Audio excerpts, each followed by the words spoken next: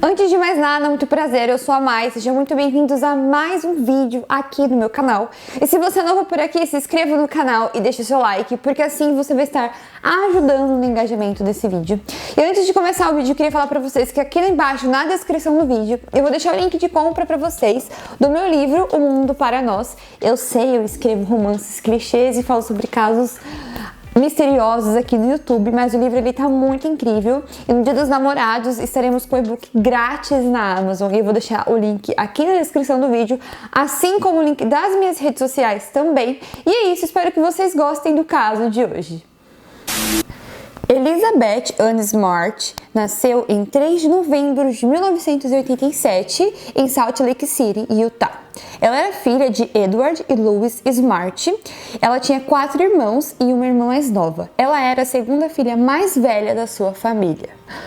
A sua família, ela fazia parte da Igreja de Jesus Cristo dos Santos dos Últimos Dias e eles eram uma família comum americana. A Elizabeth, ela frequentava a Brant Mary School e depois a West High School em Salt Lake City e mais tarde ela se matriculou na universidade onde ela teve o bacharelado em música e execução de harpas. Os pais da Elizabeth, eles eram donos de uma imobiliária e ela era conhecida como uma criança muito bonita, gentil, educada, já que eles tinham aquele costume americano de ir na igreja todos os domingos. Eles eram uma família assim bem unida, era uma família bem bonita. E a Elizabeth também, ela era bem conhecida por ela tocar harpa. Quando ela tinha 5 anos de idade, ela descobriu que ela gostava muito de tocar harpa. Então ela começou a desenvolver essa habilidade, estudar. E ela tocava muito bem, ela era muito bem vista tocando esse instrumento. Inclusive, conforme ela ia crescendo, ela participava até de alguns eventos como casamentos, festas, funerais, que as pessoas contratavam ela para ela tocar a harpa. Conforme ela foi crescendo, ela também começou a virar corredora e ela treinava muito. Isso porque ela gostava de participar de competições, ela sempre estava participando de competições. Então era um esporte também que ela levava muito a sério, ela era muito boa nisso. No dia 4 de junho de 2002, quando a Elizabeth ela tinha 14 anos, ela foi com a sua família num dia bem normal, na escola, onde estava acontecendo uma premiação e nesse dia, inclusive, a Elizabeth ela ganhou alguns prêmios por conta de ser corredora e tudo mais. Ela ganhou alguns prêmios, a família dela estava muito feliz, estava todo mundo feliz, era um dia perfeito, aquele dia estava sendo um dia perfeito, até que algo muito ruim aconteceu na vida dela. Depois daquele dia perfeito em família, eles foram para casa e eles terminaram o dia deles normal, em família, como eles tinham de costume, chegaram, se acolheram, jantaram, e então todos foram dormir. A Elizabeth, ela dividia o quarto com a sua irmã mais nova, e de madrugada, em torno de 2 horas da manhã mais ou menos, ela acordou porque ela começou a ouvir passos pela casa. Ela tinha uma sensação que tinha alguém andando nos corredores, indo em direção ao seu quarto, até que ela sentiu um objeto gelado no seu pescoço. Quando ela abriu os olhos, ela viu o vulto de uma pessoa e de fato tinha um objeto frio no seu pescoço. E essa pessoa que estava ali diante da cama dela, na verdade estava com uma faca no pescoço da Elizabeth, e essa pessoa falou para ela que era para ela ficar quieta, para ela não falar nada, que era para ela ir com ele, fazer o que ele estava mandando, porque se ela não fizesse o que ele estava mandando, ele ia matar toda a sua família. A Elizabeth, que ficou com muito medo do que aquele homem podia fazer, ela tinha 14 anos, mas ela era uma criança. Ela também tinha medo de que ele pudesse fazer alguma coisa com a sua irmã, que estava dormindo na cama do lado. Ela o obedeceu. Mas quem era essa pessoa que estava com essa faca, esse objeto gelado no pescoço dela? Eu vou falar um pouco da história dele aqui no vídeo para vocês poderem entender um contexto maior do que aconteceu com ela e do que essa pessoa estava tentando fazer com a Elizabeth. Essa pessoa era o Brian David Mitchell. Ele nasceu em 18 de outubro de 1953, também em Salt Lake City, Utah. E ele era o terceiro de 6 filhos de uma família que praticavam a religião dos Mormons. A sua mãe era professora e o seu pai era um assistente social. Quando ele era criança, o seu pai, para ensinar ele sobre sexo, ele pegava e mostrava para ele fotos de cirurgias, coisas de anatomia humana. Era a forma como o pai dele explicava para ele como que funcionava a reprodução, na verdade, o que era o ato sexual, uma coisa assim, bem bizarra, né? E também o pai, ele era muito rígido, o pai dele queria impor coisas sobre a vida, impor coisas sobre valores. E o pai dele levava ele em lugares longe da cidade e falava assim pra ele: olha, você vai aprender a viver, eu vou deixar você aqui sozinho e você vai se virar pra eu ir pra casa. E deixava o garoto lá sozinho nos lugares e falava pra ele que ele tinha que voltar pra casa sozinho. E isso querendo impor que ele aprendesse a coisas da vida e a viver sozinho. Quando ele tinha 16 anos, ele se expôs para uma criança e ele foi enviado para um centro juvenil. E aos 19 anos, ele se casou e teve 2 filhos com Carrie Minor, que era 3 anos mais nova que ele. Mas não durou muito tempo e logo eles se divorciaram. E Minor recebeu a custódia dos filhos que eles tiveram durante o tempo que eles ficaram casados. Isso porque depois que eles se divorciaram, o Mitchell ele fugiu temporariamente com os filhos para New Hampshire e ele residiu em New Hampshire por 2 anos, onde ingressou na comuna Hare Krishna. Mas depois a ex-mulher dele conseguiu resgatar os filhos que ele tinha levado junto com ele. Ele também tinha um histórico na vida adulta dele, que ele usava muitas drogas e ele também tinha um consumo muito grande de álcool, mas aí depois ele entrou para essa comuna, para essa religião que eu não conheço, se é uma igreja, eu não sei o certo do que se trata, mas aí quando ele começou a ir nessa comuna, ele conheceu uma outra mulher, então ele foi e se casou novamente. De volta em Salt Lake City, ele se casou com a Debbie, que também teve 3 filhos em um outro casamento. Debbie alegou que o Mitchell ele era abusivo durante o casamento e eles se divorciaram em 1984. Como ele era uma pessoa abusiva, ele se divorciou dessa Debbie, porém no mesmo dia que ele se divorciou dessa Debbie, ele se casou, eu nem sei se existe isso na vida, né? Mas tudo bem. Ele se casou com outra mulher que se chamava Wanda. Essa mulher tinha 40 anos e ela tinha 3 filhos. E os seus filhos, eles chamavam essa Wanda de monstro, porque quando eles eram crianças, eles chegaram a falar que ela dava o coelho de estimação que eles tinham para as crianças jantarem, que ela era tão maldosa que ela uma vez chegou a matar o bichinho que eles tinham e dar para as crianças comerem, e que ela tratava muito mal os filhos dela e que ela na verdade era um monstro. Como ele já tinha um histórico abusador e ela também tinha esse histórico conforme os filhos dela de uma pessoa muito ruim, na verdade eles se deram muito bem juntos e eles começaram a praticar essa religião num lugar conhecido como Sud. Eu não sei se eu acredito que Sud seja só as letras iniciais da igreja e do segmento, mas quando eles começaram a frequentar esse lugar, ele chegou para as pessoas, ele começou a falar para as pessoas que ele teve uma visão e que a partir daquele momento o nome dele seria Emanuel e que ele seria um profeta na terra. Ele foi expulso da igreja, obviamente, porque Emanuel é um dos nomes que a igreja chama Deus. Então ele entrou na igreja, ele falou que tinha promessa de que ele era Deus e que ele era o profeta na terra. Então a igreja foi e expulsou os dois de lá de dentro. Ele mudou o nome dele para Emanuel e a mulher dele, a Wanda, mudou o nome dela para Wepziba. E eles não tinham emprego, como ele dizia que ele era um profeta, a vida dele se resumia a pedir esmolas na rua, ele ficava pedindo esmolas. Ele também dizia que era pregador da palavra, da religião dele, ele pregava a palavra, falava sobre religião, pedia para as pessoas darem dinheiro para ele na rua. Ele também começou a ter características de Cristo, ele começou a querer ter barba grande, cabelo grande, usar túnica, chinelo e fazer essas coisas bem bizarras assim na rua e virar um morador de rua, falando da palavra e pedindo dinheiro para as pessoas. Como ele era um morador de rua, ele estava sempre pregando a palavra pelos cantos. E a Elizabeth, a família dela, era uma família que estava sempre indo na igreja, que era uma família muito bem vista na cidade, né? Ele acabou chegando até a família da Elizabeth um certo dia e disse que ele morava na rua e que ele era uma pessoa que ele era faz tudo, que ele precisava de um emprego, que ele fazia qualquer coisa dentro da casa, ele consertava coisas em geral e tudo mais. Se a família da Elizabeth não podia ajudar ele de alguma forma, dando um emprego ou chamando ele para arrumar alguma coisa dentro de casa. E em algumas fontes de pesquisa, eu encontrei que a família da Elizabeth chamou ele para fazer coisas do tipo cortar uma grama ou limpar a calçada só para poder dar um dinheiro. E em outros lugares, eu apenas encontrei informações de que ele não fez nada, mas que ele estava constantemente pedindo algum tipo de trabalho para a família. Mas de qualquer forma, a família teve contato com ele.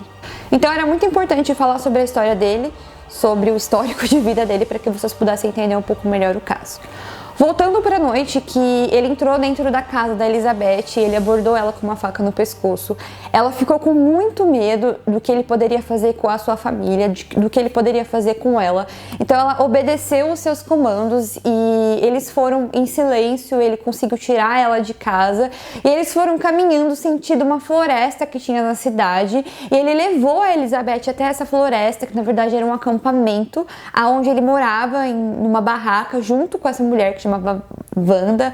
Na verdade, eram várias barracas, era um acampamento assim, bem esquisito, na verdade. Eu não sei explicar muito bem o que foi aquilo ali que ele criou naquele lugar para ele morar. Mas ele levou a menina até lá.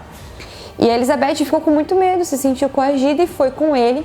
Quando ela chegou lá, a Wanda, a mulher dele, recebeu a menina, deu um abraço apertado na menina, como se ela fosse uma conhecida da garota, como se tivesse tudo normal. Ou seja, já sabemos que ela era cúmplice para que ele fosse buscar a garota. E ele levou ela para um lugar que ele criou. E ele disse para Elizabeth o seguinte: agora a Elizabeth seria a esposa dele e que eles precisavam casar e que aquilo era uma profecia e que ela era a escolhida e que ela precisava casar com ele. Então, mediante uma religião que ele criou uma cerimônia bizarra de casamento para que ele pudesse se casar com a Elizabeth, e assim ele fez. Ele fez essa cerimônia e ele casou com ela. Então foi a partir desse momento que a vida da Elizabeth virou um grande inferno e que ela não imaginava as coisas horríveis que ela ia passar na mão desse maluco. O Mitchell, depois que ele realizou a cerimônia macabra, ele estuprava a Elizabeth diariamente, várias vezes por dia, e frequentemente a mantinha amarrada em uma árvore. Ele a forçava a consumir grandes quantidades de álcool, drogas, e ele não alimentava a garota por dias. Ele fazia com que ela vivesse nas condições mais desumanas possíveis e a torturava diariamente.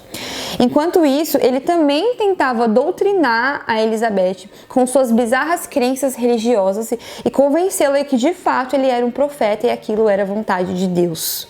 Durante esse período de tortura, que ela ficava presa num lugar e era torturada e estuprada, ela não ficava só lá. Quando ele não torturava ela em outro lugar ou de outra forma, eles saíam pela cidade.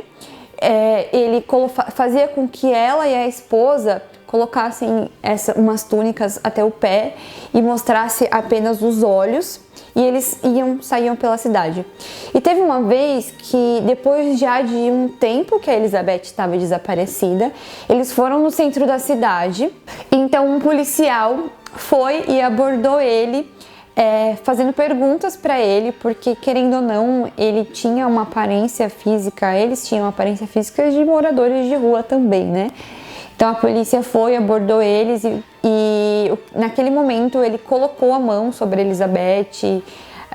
Dizem que colocou a mão na perna, outras fontes dizem que ele colocou a mão no pulso dela e apertou, porque o policial começou a fazer algumas perguntas sobre o nome deles, quem eles eram, onde eles moravam, o que eles faziam, e para Elizabeth não falar absolutamente nada para a polícia. Era esses os comandos que ela tinha sempre antes deles saírem para a rua, que se ela não falasse que agora ela era propriedade dele, então que ela não podia falar exatamente nada para a polícia ou falar nada para ninguém, porque primeiro que a família dela iria morrer e as consequências e o castigo que ela ia sofrer seria muito maior do que aquilo que ela já estava passando, né? Então naquele momento ela não falou nada pro policial, ela ficou quieta. O policial até chegou a falar que era para elas tirarem a túnica do rosto, para eles poderem conversar. Inclusive, o policial queria forçar elas a fazerem isso. E o Mitchell falou pro policial que não, que isso era uma afronta à religião deles e que não era permitido isso acontecer, que as mulheres não podiam ficar expostas a outros homens. E lá nos Estados Unidos, eles levam bem a sério a religião das pessoas, eles respeitam muito. Então, o policial decidiu não forçar esse tipo de abordagem e acabou liberando eles. E a Elizabeth ainda ficou sob posse desse maluco. Nessa época, a Elizabeth ela já estava desaparecida há alguns meses e a família dela estava atrás dela, a família estava desesperada atrás dela, a polícia estava numa investigação bem severa atrás da Elizabeth, porque era um caso assim que chocou muitas pessoas. Uma criança estava dormindo na cama e os pais acordaram e a criança não estava lá, então as pessoas ficaram muito assustadas. Então era algo assim que estava repercutindo na mídia. E ele sabia disso, por isso que ele, de forma alguma, ele queria mostrar, né, o rosto da Elizabeth, porque facilmente ela poderia ser reconhecida e as coisas ficariam bem complicadas para ele. Mas agora eu vou falar para você um pouco sobre a investigação e é uma coisa assim muito importante. Vocês se lembram que eu falei que ela dividiu o quarto dela com a irmã mais nova? Então, acontece que essa irmã mais nova, que até então estava dormindo do lado da cama, na verdade ela estava acordada e ela viu tudo o que aconteceu dentro do quarto. Na noite do sequestro da Elizabeth, a sua irmã mais nova, a Mary Catherine, fingiu estar dormindo na outra cama enquanto tentava silenciosamente observar o sequestrador da sua irmã no escuro. Ao prestar depoimento para a polícia, ela disse: "Eu fiquei na cama. Eu estava com medo e não pude fazer nada, só estava chocada, petrificada. Não sabia o que fazer, sabendo que alguém tinha entrado no meu quarto e levado a minha irmã." Nessa época também os pais da Elizabeth começaram a participar de alguns programas de televisão. E quando os pais dela começaram a participar de alguns programas de televisão para falar sobre o desaparecimento da filha, para pedir ajuda, para que encontrassem a garota, a irmã dela também, ela lembrou de algo que era muito importante bem nessa época, o que deu muito certo, porque a mídia conseguiu divulgar muito essa informação. Depois de vários meses, de repente ocorreu a Mary Catherine que o sequestrador parecia um homem que já havia trabalhado ou que já havia estado próximo à sua casa há algum tempo. Uma pessoa que ela lembrou que se chamava Emmanuel. A família imediatamente lembrou dessa pessoa, lembrou que quem era aquele senhor que era o faz-tudo, porque queria prestar serviços para eles, e veio isso a público, foi a polícia e eles começaram a investigar melhor quem que era essa pessoa que denominava esse nome. Mediante isso, a polícia descobriu que o Emmanuel era um homem chamado Brian David Mitchell. E a família até contratou uma pessoa para fazer um retrato falado do sequestrador e colocar nas mídias, e tudo que fosse preciso para que eles pudessem encontrar sua filha. Então a imagem dele foi colocada na mídia e ele estava sendo procurado pela polícia. Mas aí ficou um questionamento muito grande, porque como ele vivia num acampamento, numa floresta, eu não sei se ele sabia da repercussão ou se ele tinha um retrato falado. Essa parte eu não encontrei. Ele pegou a Elizabeth, a esposa, eles foram viajar para Califórnia, eles viajaram para Califórnia, eles ficaram um tempo lá na Califórnia. Ele continuava com os abusos com a Elizabeth. E depois de um tempo que eles viajaram para Califórnia, eles voltaram para Salt Lake City para que eles continuassem com a vida deles, porque já naquele momento eles já eram uma família, ele tinha 2 esposas, estava tudo certo, nada de ruim ia acontecer, era a profecia na vida dele se cumprindo. Porém, quando ele chegou em Utah, em março de 2003, o caso já estava repercutindo, o retrato falado estava em todos os lugares, e ele foi no centro da cidade com a esposa e com a Elizabeth, e 2 pessoas, quando viram ele na rua, imediatamente o reconheceram por conta do retrato falado que estava nas mídias. Essas 2 pessoas chamaram a polícia, assim, bem de boas, para que não viesse gerar tumulto, nem que ele viesse fugir, nem nada disso. E logo quando a polícia chegou, ele foi abordado pela polícia e a Elizabeth, naquele momento, estava com ele. A Elizabeth, ela usava um véu, uma peruca com outra cor de cabelo e óculos escuros, justamente para que ela não viesse ser reconhecida. Assim que os policiais os pararam em primeiro momento, a Elizabeth não contou nada para os policiais por medo. Brian havia criado uma narrativa mirabolante em caso de uma nova abordagem na rua, caso alguém perguntasse qualquer coisa para ela. Mas os oficiais conseguiram separar a garota do casal e fizeram perguntas para ela em particular. Perguntou se, na verdade, a jovem era a Elizabeth Smart, porque antes disso, ela apenas respondia para os policiais respostas ensaiadas que, na verdade, eram as respostas que ele mandava ela falar. Então, para tirar o medo da menina, a polícia afirmou que os seus pais estavam muito preocupados com ela e que eles só estavam lá porque os seus pais estavam fazendo uma grande procura para que eles pudessem encontrar logo a Elizabeth. Então ela deixou o medo de lado e ela revelou a sua verdadeira identidade sem temer pela sua família, e ela disse que sim, ela era Elizabeth Smart. Depois de 9 meses em que ela foi submetida a um casamento forçado, estupro todos os dias, de formas assim bem horríveis, ela também vivia em condições desumanas. Finalmente, a Elizabeth estava livre. Brian e Wanda foram presos de imediato e mais tarde sentenciados separadamente. Enquanto o homem foi condenado à prisão perpétua sem chance de condicional, a Wanda foi sentenciada a somente 15 anos de prisão, conseguindo a liberdade em 2018. Já o David, ele acreditava ser uma espécie de herói e afirmou diversas vezes para Elizabeth durante o tempo que ela passou presa que ele era tipo um anjo ou um rei, que em 7 anos ele seria apedrejado, morto, mas ele ressuscitaria para matar o anticristo. Smart faria parte de tudo isso como uma das diversas virgens que ele casaria e a acompanharia nessa suposta batalha.